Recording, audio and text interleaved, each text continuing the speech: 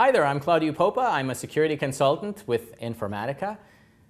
I'm also the founder of KnowledgeFlow.ca. It's a very cool website that mostly talks to kids about the issues that they're facing today thanks to the wonderful world of technology, of social media, and all this connectedness that's afforded to us by computers. And I get a lot of questions from kids, and here to answer these questions is Ontario's Information and Privacy Commissioner, Ann Cavoukian.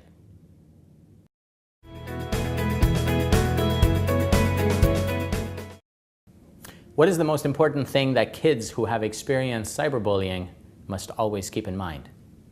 I think you have to start by reminding these kids that it's not their fault.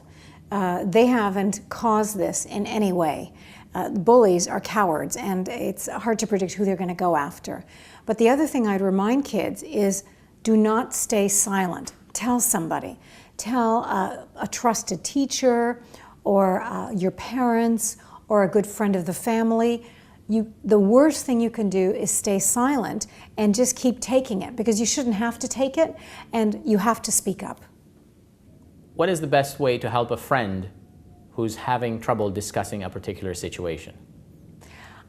I think one of the most important things is if you know someone who's being bullied, you can't be a silent witness.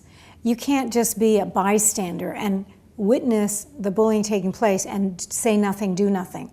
You've got to help your friend or whoever the student is or whoever you see. And that doesn't mean that you have to take it on yourself, because it's a very difficult matter. But again, you have to speak out. You have to tell somebody. So tell a trusted teacher or your principal or your parent or the brother or sister of the individual. You can't be a complicit bystander by saying nothing. You have to speak up. As a kid, what should I be looking for on a website? Should I be careful because the website might be close to compromising my privacy? How do I know? Is there a particular word? Is there an approach I should be looking out for? You know, when you go online these days, you've got to be so careful, because everything you put out there could presumably be there forever, and it could be used against you, or it could be used out of context and take on a different meaning. So I always caution kids, I caution everyone, not to put information, certain types of information, like where you can be located physically during the course of a day, where you live, your actual phone number, and things like that. Now, kids reveal this stuff all the time, but I just don't want people who access this information to be able to find you and connect with you offline. So that's my first big caution.